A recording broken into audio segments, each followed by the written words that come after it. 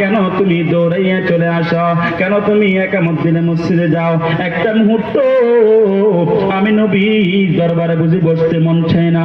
আব্দুল্লাহর দুটা নয়ন দিয়া top top করে জমিনের মধ্যে পানি পড়ে। আর আমার মায়ার নবীর ডাক দিয়া বলে, ও নবী আমার, আমি আপনার আশিক আব্দুল্লাহ, আমার বুঝি মন চায় না নামাজের পরে আপনি নবীর বৈঠকে বসিয়া আপনি নবীর বরকতময় জবান থেকে আমি আব্দুল্লাহ দু চারটা কথা শুনবো, আমার বুঝি মন চায় না। হে নবী আমার, আমি আব্দুল্লাহ এমন গরিব নবীজি, আমি আব্দুল্লাহর ঘরে দুইটা কাপড় নাই গো নবী আমার। কেন গো নবী, আমি মসজিদে নববীর মধ্যে দৌড়াইয়া যাই, আপনাকে বলতে গেলে আমার কলিজা ফেটে যাবে। আমার নবী ডাক দিয়া বলে, রে আব্দুল্লাহ, কও কও কি সমস্যা? আব্দুল্লাহ ডাক দিয়া বলে, ও মায়ার নবী আমার, আমি এমন গরিব, আপনার সাহাবী, আমার ঘরের মধ্যে দুইটা কাপড় নাই, আমি আর আমার বিবি আমার ঘরে থাকি। নবী আমার মাত্র একটা কাপড়, এক কাপড় দিয়ে আমাদের জীবন অতিবাহিত হয়। ইয়া রাসূলুল্লাহ, ইয়া হাবিবাল্লাহ, আমি আমার ঘরের ভিতরে চকির নিচে একটা গর্ত করছি।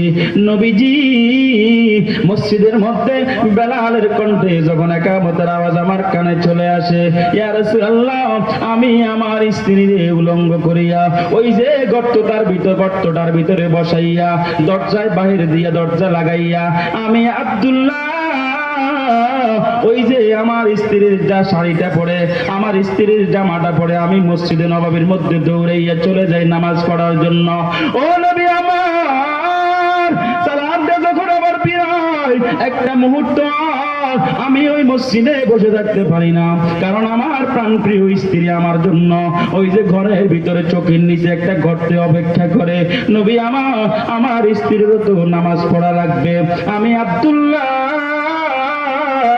সালামটা ফিরাইয়া আবার সাথে সাথে ঘরে আসিয়া আমি আমার শরীর থেকে জামাটা খুলিয়া আমার বিবিকে ওই গর্তটার থেকে বের করিয়া বিবিরে আমি গায়ে দিয়া আমি বলি, বিবি তুমি নামাজ পড়ো, আমি উলঙ্গ অবস্থায় গর্তের মধ্যে বসে থাকব। হে নবী আমার, শুধু তাই না, কিছুক্ষণ আগে যে আপনি আমারে ডাক দিছেন, ও মায়ার নবীজি, ওই মুহূর্তে আমার স্ত্রী নামাজরত অবস্থায় ছিল, আমি আব্দুল্লাহ উলঙ্গ অবস্থায় গর্তটার ভিতরে বসেছিলাম, যার কারণে আপনি নবীর ডাকে আমি সাড়া দিতে পারি নাই। এই কথা শুনতে দেরি আমার মায়ার নবী, দয়ার নবী, রহমাতুল্লিল আলামিন রহমতের নবীর চোখ দিয়ে বেয়ে বেয়ে পানি পড়া আরম্ভ হয়ে গেছে। আবু বকর, ওমর, আলী, ওসমান আব্দুল্লাহর এক পাশে ডাক দিয়ে বলে, এ আব্দুল্লাহ, তোমার এত বড় সাহস কেন হইল রে? আমার নবীরে এমন কেন আঘাত দিলা? কি কথা শুনাইলা? আমার নবীর চোখ দিয়া কেন রে তোমার কথা শুনি কথা পানি বের হইল? কি বললা? আমার নবীরে কি তুমি কটু ভাষায় কথা বলছো নাকি? আব্দুল্লাহ চোখ দিয়া পানি পালাইয়া আবু বকর ওমর আলীর ডাক দিয়া বলে, এরে আবু বকর, নামাজের পরে তোমরা আমার নবীর জবান থেকে কত মূল্যবান কথা শোনো। আমি আব্দুল্লাহ, আমার কি মন চায় না আমার নবীর দরবারে বসে কিছু কথা শুনব? হে আল্লাহর নবীর সাহাবীরা, আমি আব্দুল্লাহর কি মন চায় না রে আমার নবীর দরবারে বসিয়া আমি আব্দুল্লাহ আমার নবীর জবান থেকে কথা শুনবো? কিন্তু না না, আমি আব্দুল্লাহ আমার নবীর কি শুনাইছি জানোনি? তোমরা আমার নবীর কাছে নালিশ করছো, আমি আব্দুল্লাহ মসজিদে পরে যায় আগে আসি। কারণ কি আমার নবী যখন আমারে জিজ্ঞেস করছে, আমি আমার নবীরে বলছি, ইয়া রাসূলুল্লাহ, আমি আর আমার স্ত্রী অনেক দিন যাবত একটা কাপড় দিয়ে আমরা কোন রকম আমাদের জীবন অতিবাহিত করি।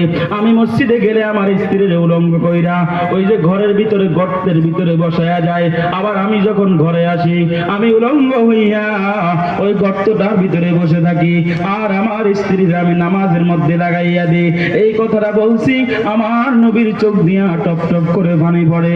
এই কথা শোনার পর আব্দুল্লাহ, ওই কথা শোনার পর ওমর, আলী, ওসমান আল্লাহর নবীর সাহাবীরাও কান্না করে। আমার মায়ের নবী মদিনার দিকে রওনা দিয়ে দিছে।